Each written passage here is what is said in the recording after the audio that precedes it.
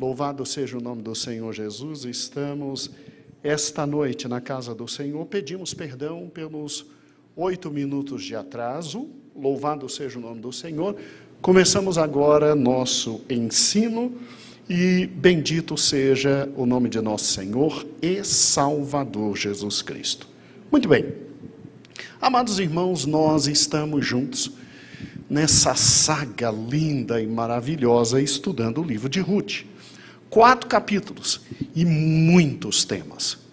4 capítulos recheado de conhecimento. 4 capítulos com muito, literalmente muito, da questão relacionada à glória do Senhor e à presença do Senhor e à misericórdia do Senhor. E essa noite, continuando o querido livro de Ruth, eu quero que você veja, por gentileza, um slide muito especial. É exatamente o slide do que vamos ter a partir da próxima sexta-feira. Sexta-feira nós vamos ter exatamente este maravilhoso fenômeno que está aí. Está vendo? Muito bonito o banner. E aí está, fé ou medo? É o 11º Congresso de Homens da nossa igreja. E hoje nós vamos trabalhar com o tema do Congresso, nos preparando espiritualmente para o Congresso, dentro do livro de Ruth. Eu quero fazer uma união maravilhosa, pode voltar para mim, filho.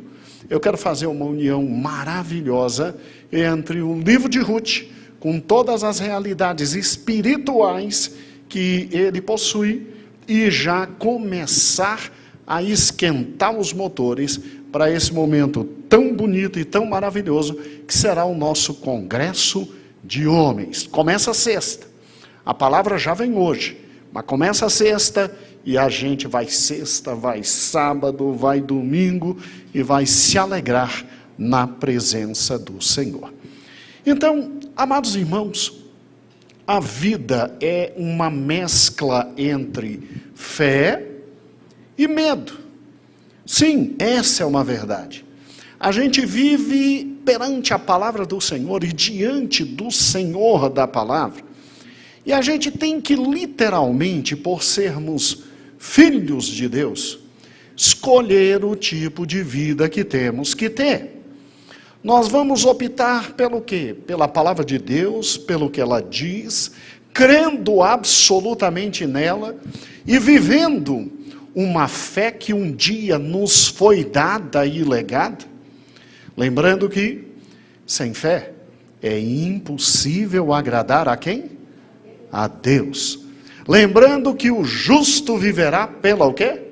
Fé. Então, nós temos uma opção muito bela, que é a opção, literalmente, de olhar para a vida e entender que a vida pode ser vivida com fé. E a fé é o quê? Olha que interessante. Vamos para Hebreus capítulo 11.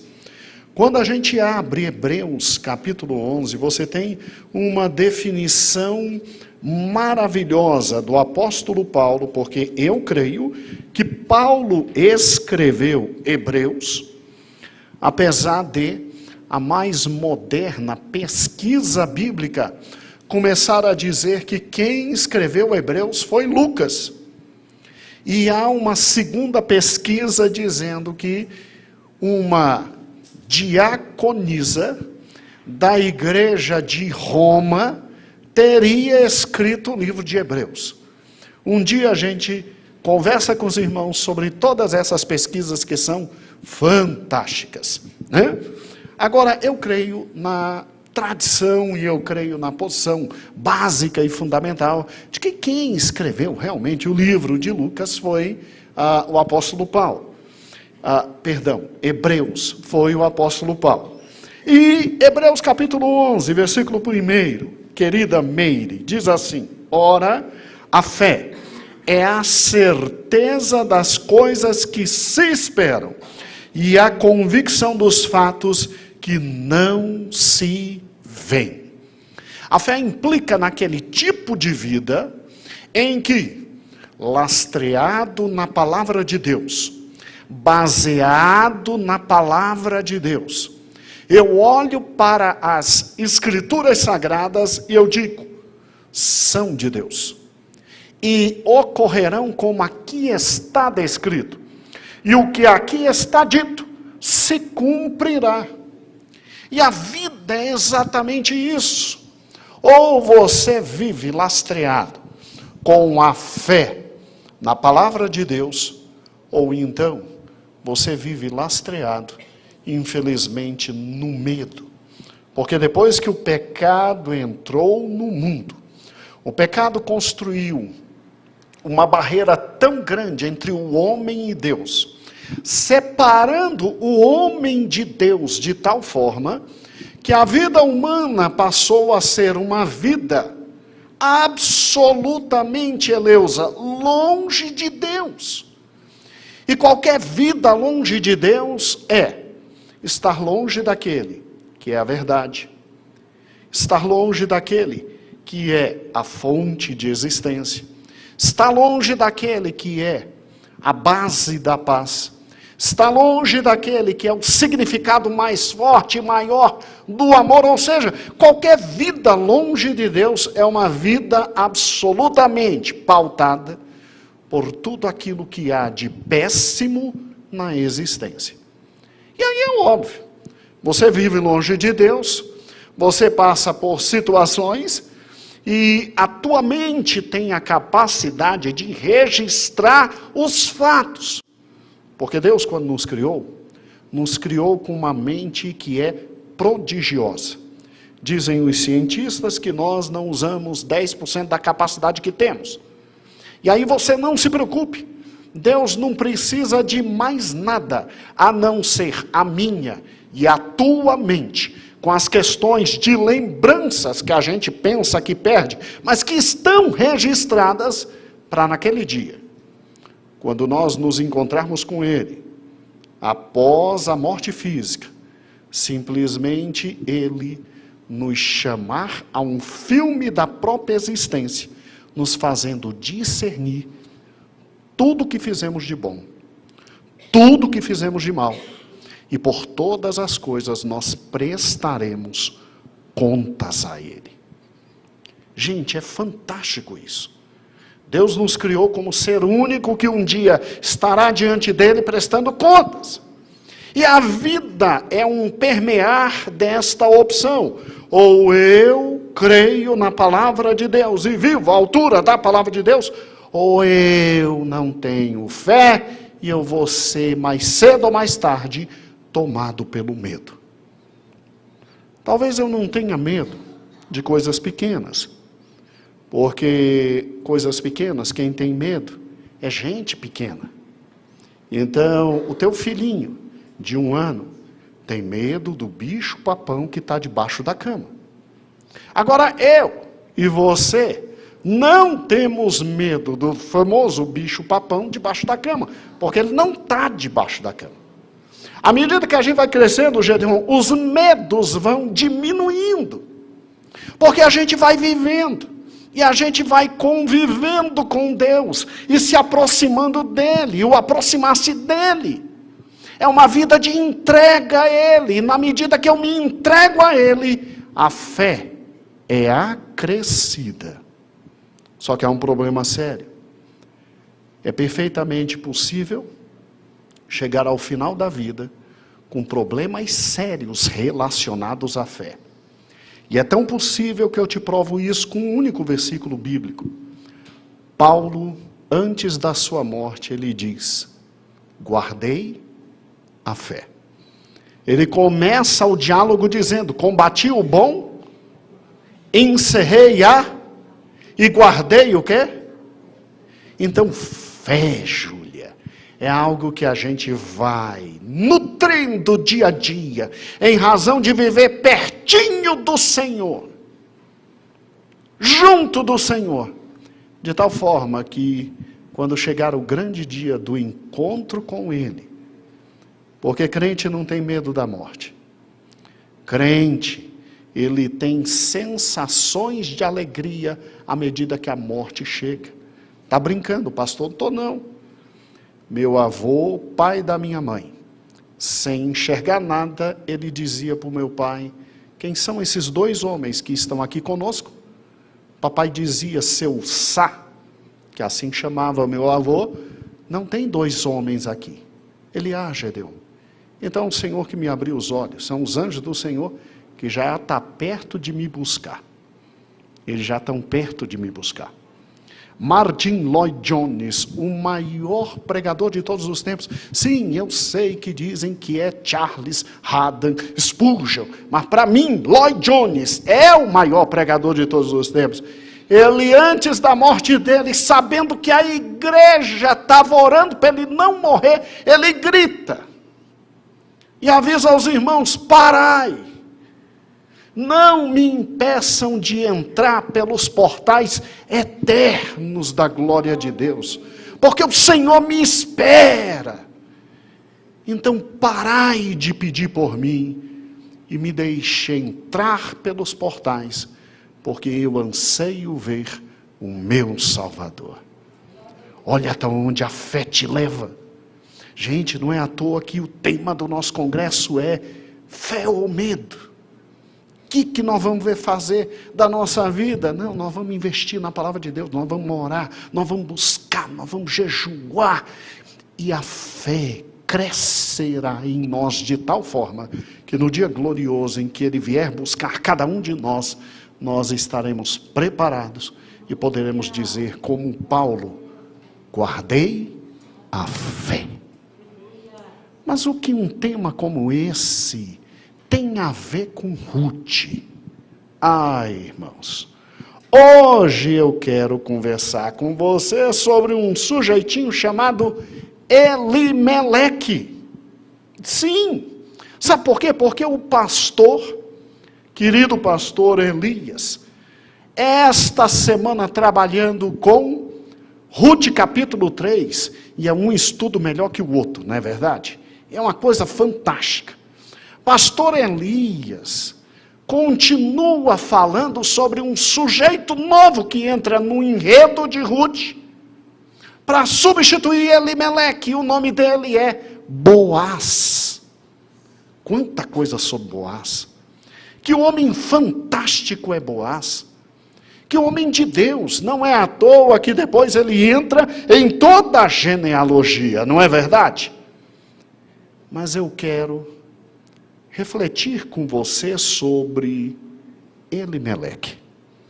Isso porque Noemi é casada com Elimeleque.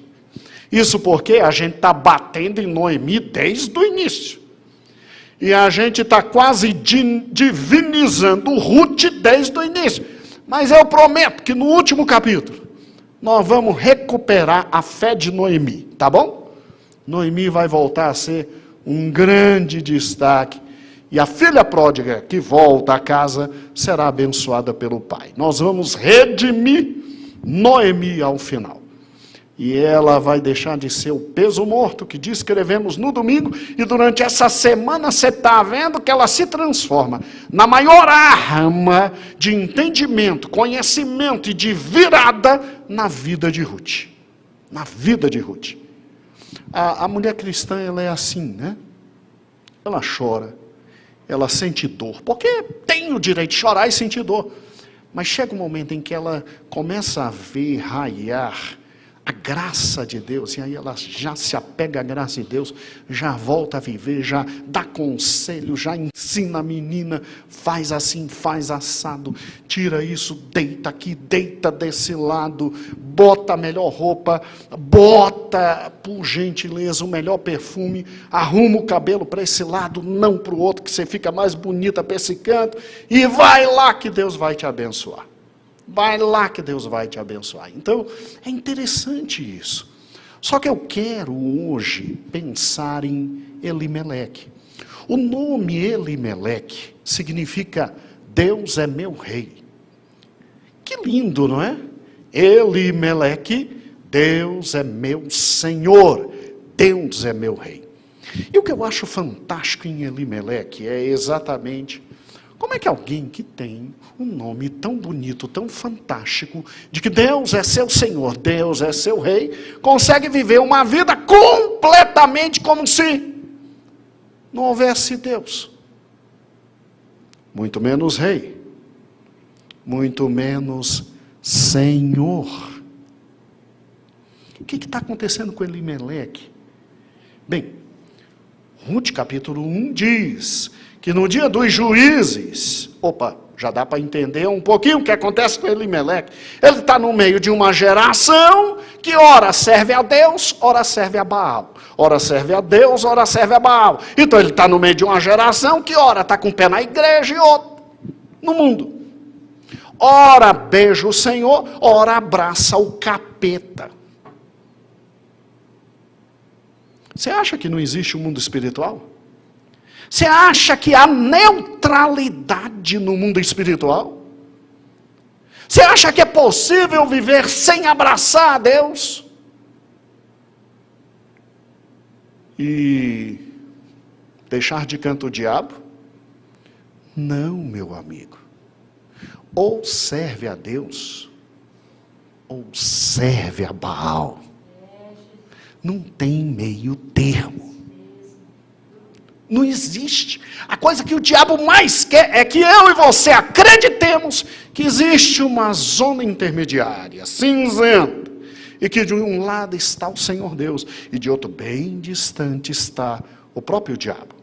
Ele conta com isso, ele conta com a nossa ignorância, ele conta com a realidade de que é possível, sim, ser ateu. O que é um ateu? É aquele que não acredita em Deus. A gente tem um ateu medroso, que é o agnóstico. Ele não diz que Deus não existe, mas como ele não tem certeza que Deus existe, aí ele diz, não dá para saber se Deus existe ou não. É mentira, é um ateu medroso. E aí, essa história de Deus, eu estava ouvindo essa semana um amigo, ele disse, o grande problema é que a religião de vocês, e de todos, só vê o diabo no outro. Esse é o problema. Deus está sempre com vocês e o diabo é que está nos outros. Entendeu? E a mesma coisa os outros, né? Os outros olham para vocês e dizem que o diabo está com vocês e Deus está com eles.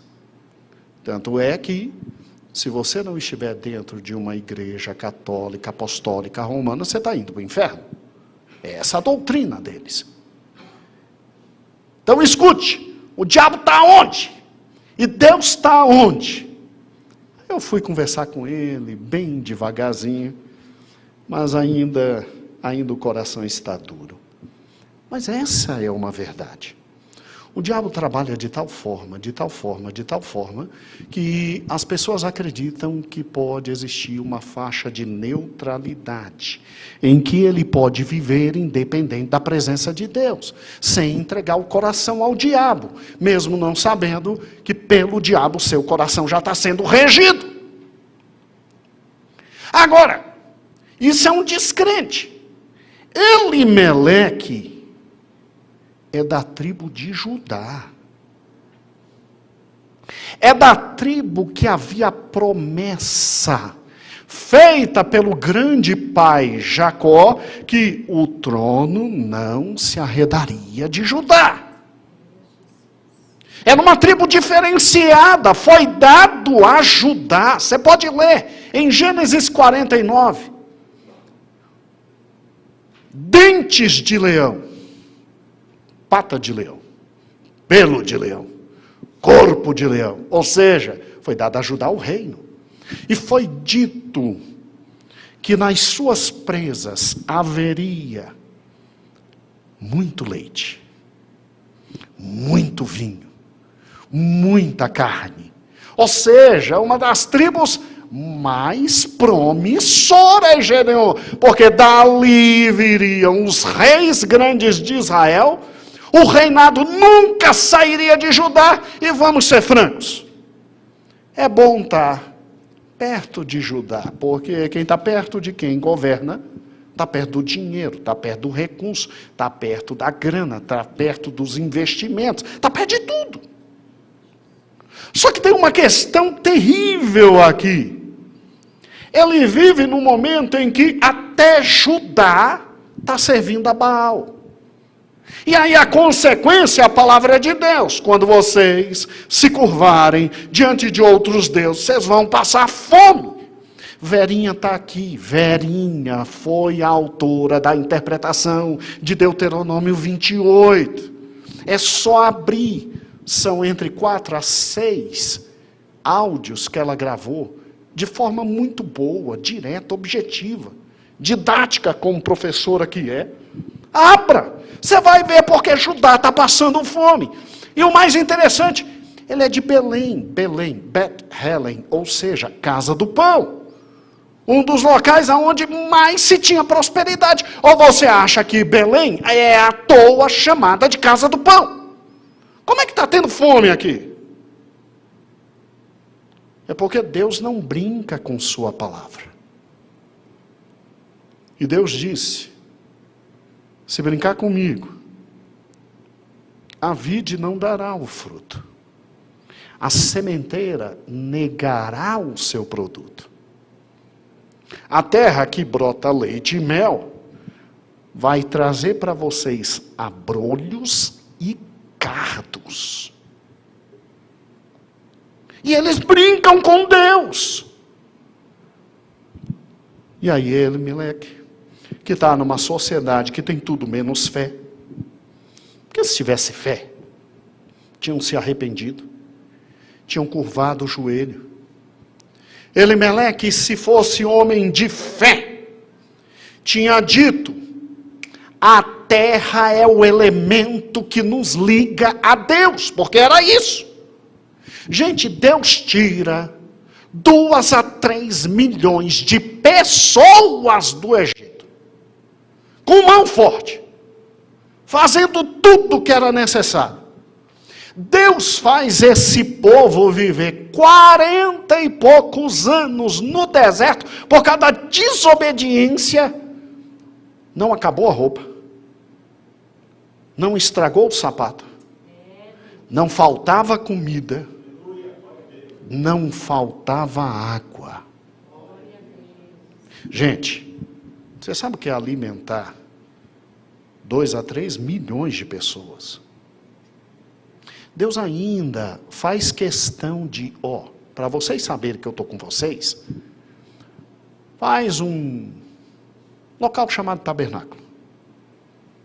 Bota no meio de vocês. Pronto. Ninguém vai ficar com crise de ansiedade, com loucuras, com crise depressiva. Pode ficar tranquilo, eu estou no meio de vocês. Pecou, traz, sacrifica. No dia da alegria, traz o fruto da alegria. Eu estou com vocês. Deus fez questão de se materializar num local para que eles tivessem noção que Deus estava com eles.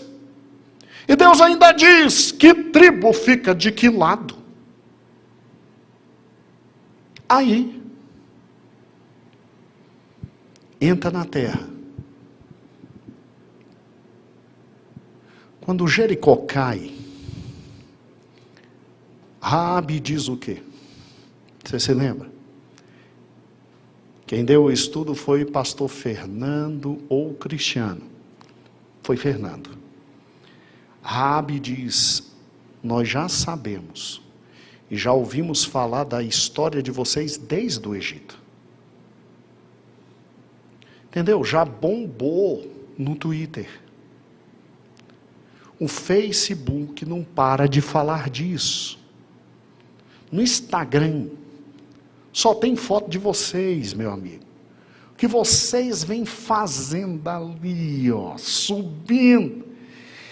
E todos os homens de Canaã já estão desesperados que a gente sabe que Deus deu essa terra para vocês. Tanto é que eu quero fazer um acordo com vocês. Estou protegendo vocês, mas ninguém mata a mim e minha família não, hein? Beleza. Coloca o símbolo vermelho que a gente vai passar como trator e deixa você vive os seus. Beleza. De uma cidade inteira só sobra a prostituta. Eu acho incrível isso. Como é que um rei não consegue somar que 2 mais 2 é igual a 4, fazer uma aliança ali com Josué para não morrer? Sabe que vai morrer.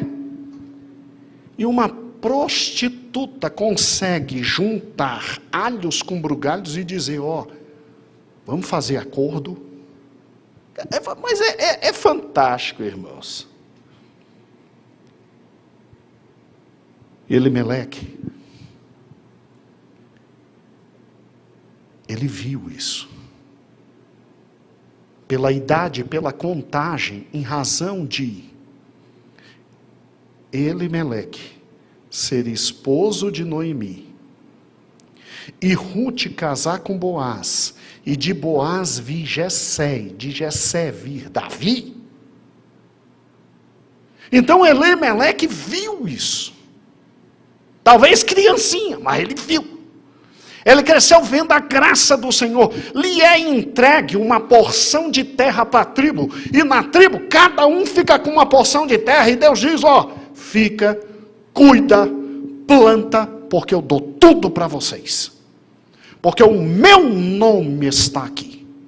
A minha glória está aqui. Minha graça está aqui. Minha presença está aqui.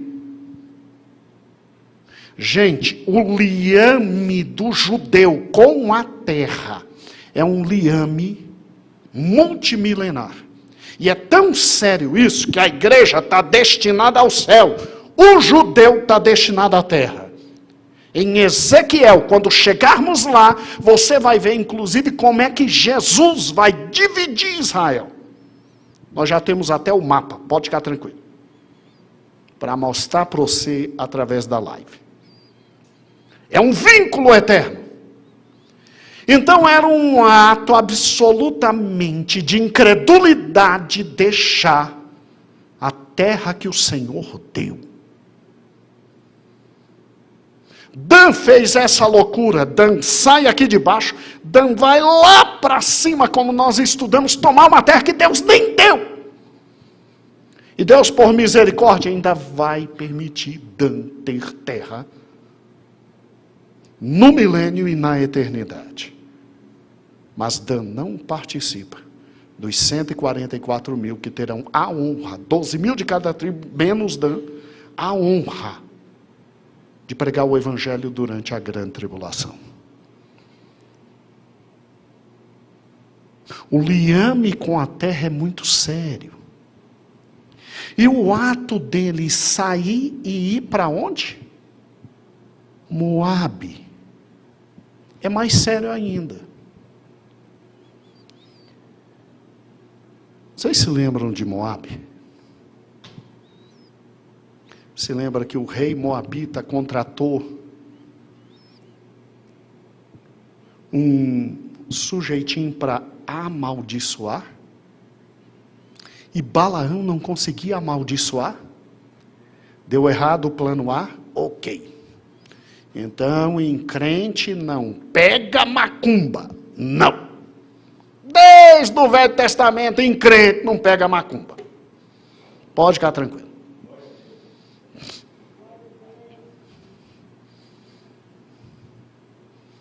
Há até um testemunho no Rio de Janeiro que uma família estava há 2 dias sem comer. E disseram, Jesus, a gente queria comer tanto frango. Os macumbeiros fizeram a macumba. Olharam na casa deles. Oraram e disseram, glória a Deus. Franguinho novo. E o irmão dá o testemunho dizendo que, inclusive, abençoou a vida dele. E o macumbeiro, com todo o respeito, vendo aquilo, diz, como é que não matou? Aceitou Jesus, porque a família que estava com fome, recebeu a macumba como bênção de Deus.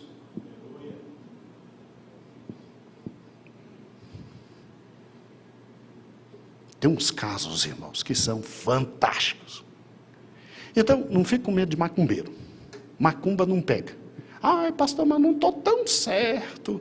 Ai, eu ando pecando. Meu irmão, Jesus, vamos embora.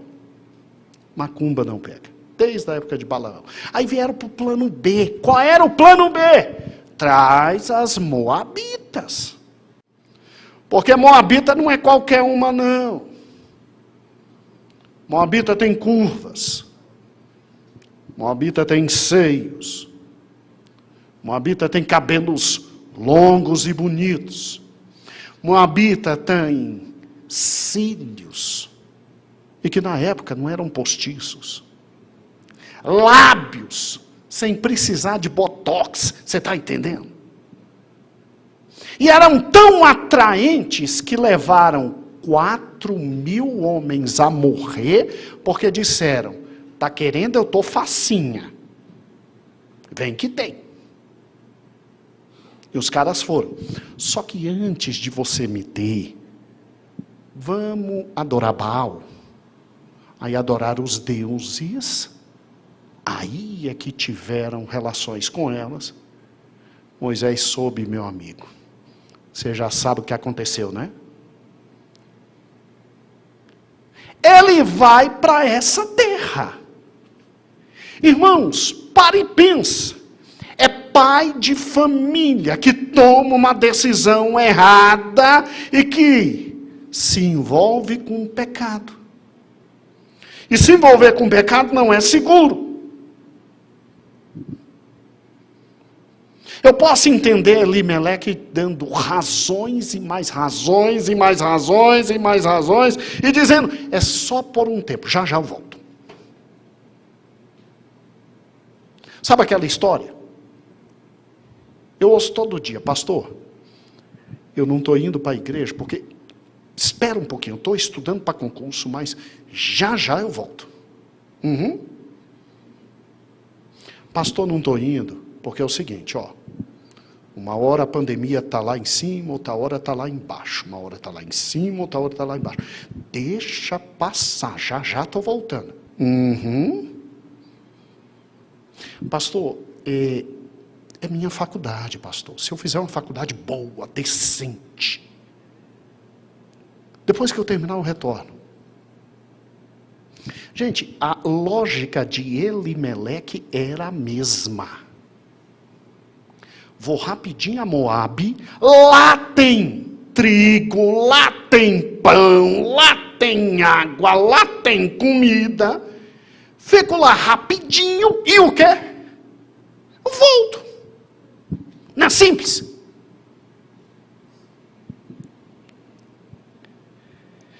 Pensar que se pode viver longe do Senhor por um momento, pode gerar consequências eternas, irmãos. Em Moabe não tinha o tabernáculo. Em Moabe não tinha sacerdotes. Em Moabe não estavam os filhos de Arão. Em Moabe não havia todos os momentos de festa e de alegria. Em Moabe não se tinha a palavra de Deus e a misericórdia de Deus. Ah, mas por que Moabe está tendo comida e aqui em Judá não tem comida? Porque Deus é tão bom que Deus dá comida na terra inteira. Mas para o povo dele a comida é especial. Só que o povo dele está subordinado à palavra dele. Moabe estava subordinado às questões climáticas e naquela época o clima era favorável.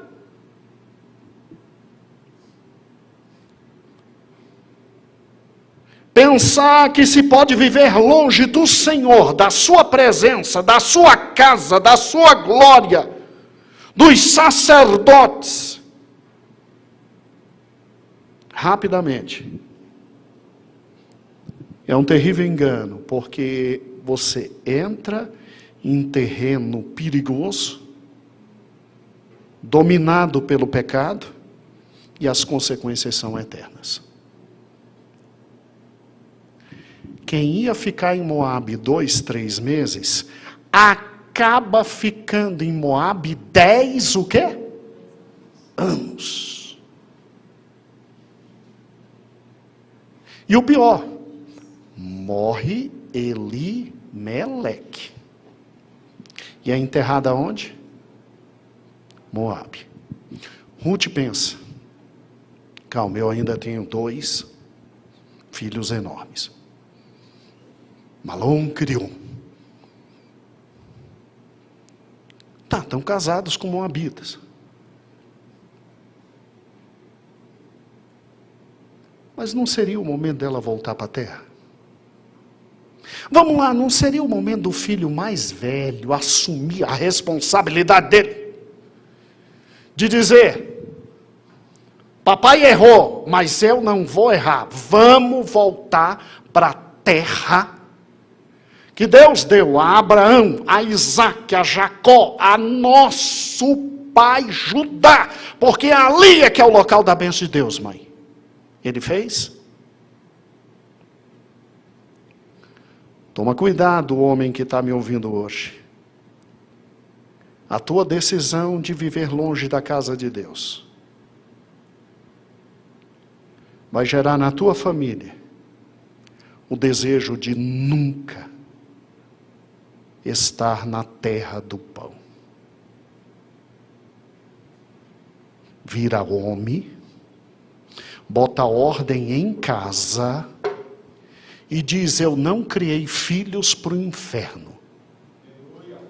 Se depois eles quiserem crescer e olharem para a sua cara e disserem, te seguimos até agora porque dependíamos de você, a partir de agora somos donos da nossa vida, é problema deles, aí você ora.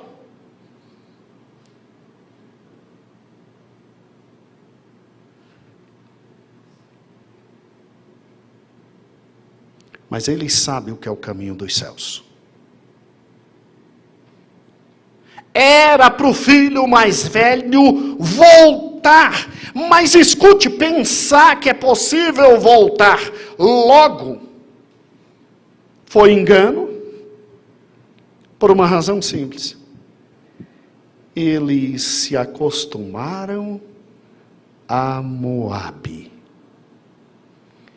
Porque quando o diabo nos tira de Belém para levar-nos a Moabe, Moabe nunca será horrível. Moabe terá pão, Moabe terá água,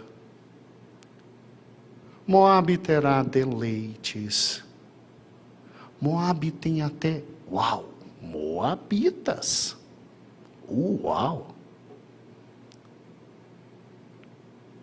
E aí você vai se acostumando a Moabe, você vai vivendo ali em Moabe e... Vamos ser francos.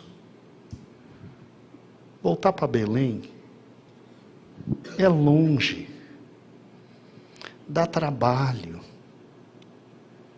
Já nos acostumamos a Moabe. Nossos filhos estão até casados com moabitas.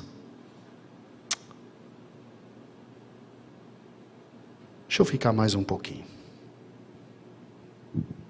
Não se engane. Moabe não tem nada mais do que túmulos para quem tem que viver na casa do pão. Não se engane. O fim de Moabe é 3 covas. Uma senhora idosa, pobre.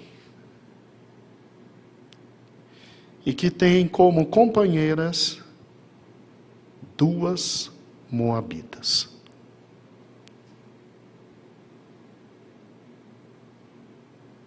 Quer investir em Moabe? Quer fazer teus filhos crescerem em Moabe? Quer levar a tua geração a Moabe? Quer envelhecer em Moabe? Só se Deus tiver muita misericórdia de mim e de você, para nos trazer de novo a casa do pão e modificar a nossa vida. Tem que ter muita misericórdia de Deus. Elimeleque não podia ter saído. Elimeleque não podia ter investido. Mas o que fez Elimeleque abrir mão da confiança, da fé na palavra de Deus? O medo. O medo.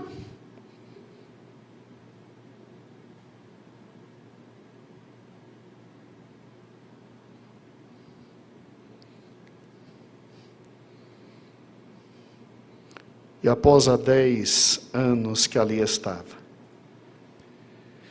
Noemi perde tudo, enterra 3 filhos, 2 filhos, enterra o marido, e só volta para a terra do pão, porque soube que voltou a ter pão na terra do pão, e como não se perdiam propriedades, isso é lindo no Velho Testamento, ela podia voltar para ver se algum parente próximo a poderia resgatar. O que é um parente próximo resgatando? É um parente próximo que comprasse tudo de volta. Aí levava de volta a querida o quê? Noemi. Mas vamos ser francos, quem é que queria comprar tudo de volta para receber? Noemi. Com todo respeito a Noemi. E olha que quando ela volta, ela não ajuda. Ela olha para todo mundo e diz, ninguém me chama de Noemi. A agraciada, me chame a partir de hoje de Mara, porque a mão de Deus pesou em mim. A mão de Deus. Duvida de Deus, duvida da palavra de Deus. Irmãs, você tem poder de trazer consequências para dentro da tua casa. Eu sei que Elimeleque era aquele que falaria todas as coisas, mas eu também sei que Noemi poderia olhar para Elimeleque e poderia dizer, nós não vamos sair, Deus está com a gente, o Senhor é o nosso Deus. Vamos passar aperto? Vamos. Mas vamos lá, quantas mulheres não fizeram isso? Ao que me lembre, quando Cristo morre na cruz, o único ser masculino que está lá olhando e chorando é João, que os outros 10 sumiram, e um se suicida. Olha o que é homem. Mas está cheio de quê na cruz? Mulher. E vão para ver onde ele está, vão saber onde ele está enterrado. Quer que eu prove para vocês que quando as Marias foram passar perfume em Jesus, elas estavam menstruadas. Quer que eu prove? Como assim, pastor? Que loucura é essa? Você sabia que tocar em morto, segundo a lei mosaica, era imundície? Então, quem é que, na verdade, tratava dos mortos? Quem? Quem já estava imunda. A mulher no período de menstruação. Então, não havia problema nenhum delas irem ao túmulo para mexer em Jesus. Já estava menstruada mesmo, estava imunda, podia tocar no corpo de Jesus, porque ele estava morto, era imundo. Nunca pensaram nisso, não? Incrível, né? Se você não concordar, não tem problema. Mas depois lê direitinho o Velho Testamento que você vai entender. Agora, é sério. Dias que ela tinha que ficar separada. Tu acha que uma mulher que não estivesse imunda ia tocar no corpo de um imundo? Mesmo sendo Jesus? Não pode. Mas voltando à matéria. A gente escapa da matéria, se perde um pouco, tem que voltar para a matéria. Meu querido aluno e irmão, olha que fantástico. Quando eu olho Noemi enterrando 2 filhos e o marido, eu só me lembro da primeira mulher que a humanidade teve. Seu nome é Eva. e por ter transgredido a palavra de Deus com seu esposo, ela enterra um dos seus filhos, que foi abatido pelo outro. Você sabia que todos os corpos voltarão e se apresentarão diante de Deus para a vida ou para a morte, porque a terra não foi feita para receber mortos? Você já leu Gênesis direitinho? A terra foi feita para quê? Para vida. Vida, explosão de vida. Quando Deus separa a porção seca da porção líquida, Ele chama mares a líquida e terra seca, e Ele diz: produza, produza, produza. A terra foi feita para a vida. É inconcebível o enterro. E mais inconcebível ainda, uma mãe enterrar filhos. Mas haverá o dia em que ninguém mais morrerá.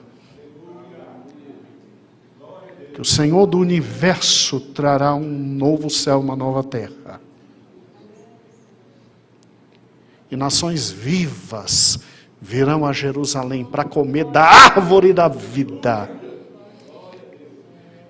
Que Deus fantástico.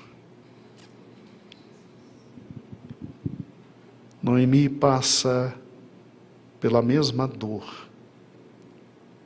Talvez uma dor maior do que Eva, porque ela enterra 2 filhos e o marido, por causa do mesmo pecado. Falta de confiança na palavra de Deus.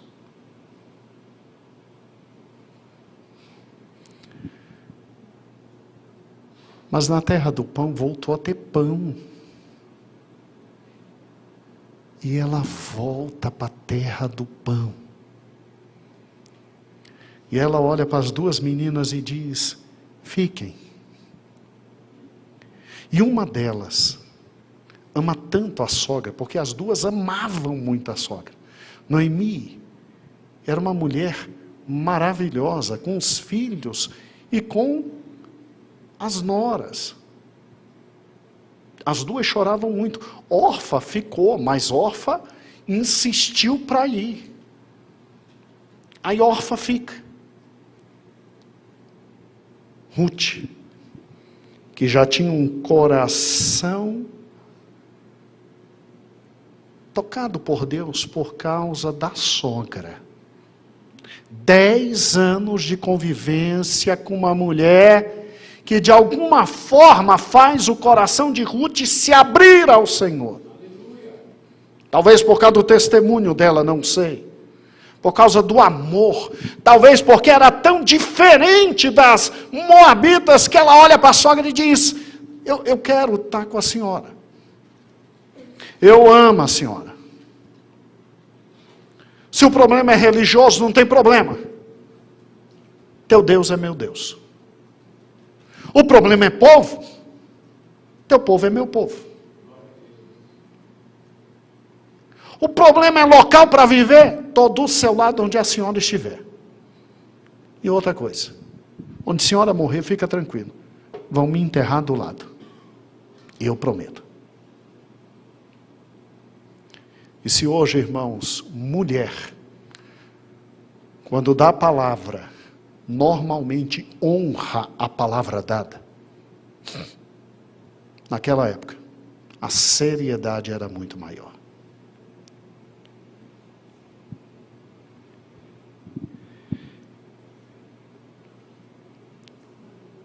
Sai Elimeleque. Entra Boaz. Um outro homem, também de Belém. também da terra do pão. Mas que não saiu na época da fome, ficou. Creu. E Boaz sabe que uma familiar distante dele volta pobre, arrebentada, sem nada. Sabe inclusive que com ela vem a nora, que perdeu até o marido. E ele tem campos, ele cresceu, ele prosperou. Porque Deus tem misericórdia do seu povo até no momento da fome.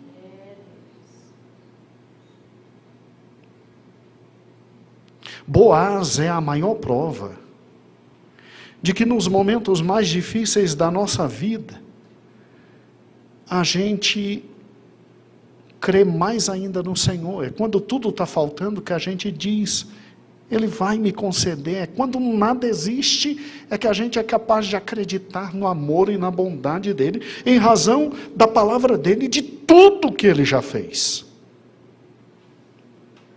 Boaz é homem que não saiu da terra do pão e da casa do pão, mesmo quando lá tinha pouco pão. E agora ele tem muito pão para dar para muita gente.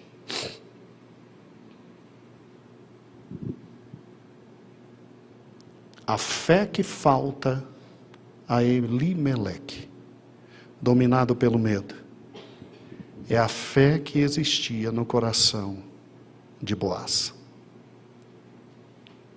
Deus nunca abandona a casa do pão, sabia?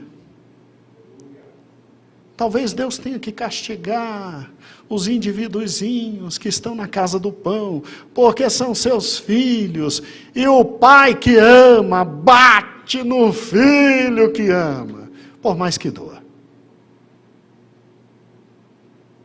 Eu tive que pegar meu filho uma única vez na vida. O mais velho. Como me doeu. Dói mais na gente que neles. O mais novo não. O mais novo era de sempre em vez. Mais levado no colégio. Agora não, agora está tranquilo. Cada um tem uma personalidade. Dói repreender filhos. Mas na época de Elimeleque, Judá estava sendo repreendida para voltar a Deus. E Elimeleque não entendeu isso e sai da casa do pão. Irmãos, Deus nunca abandona a casa do pão. Porque o nome dele lá está. Quer ver como eu te provo isso?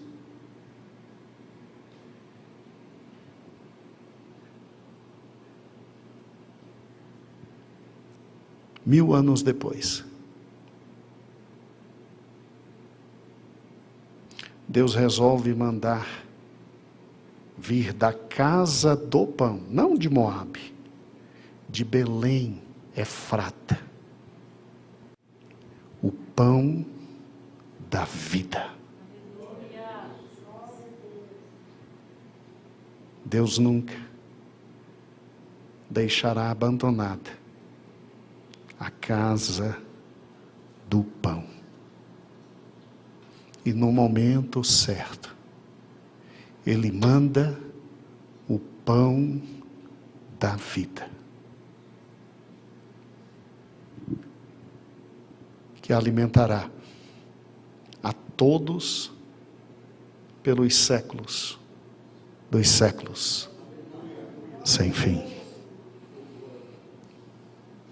E tu, Belém Efrata, de maneira alguma estás entre as menores de Judá, porque de ti sairá aquele que regerá o meu povo.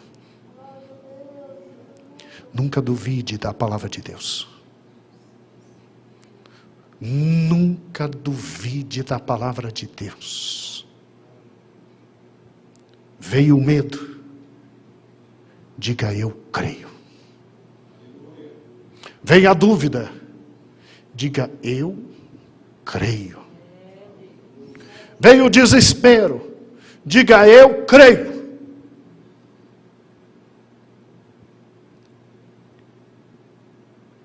fé ou medo? O que vai acompanhar a gente? Com certeza, hoje à noite Deus falará ao nosso coração no início do nosso congresso. E você que está me ouvindo hoje, sexta-feira de manhã ou à tarde, hoje à noite, 20 horas, começa o nosso congresso. Um grande beijo e a paz do Senhor.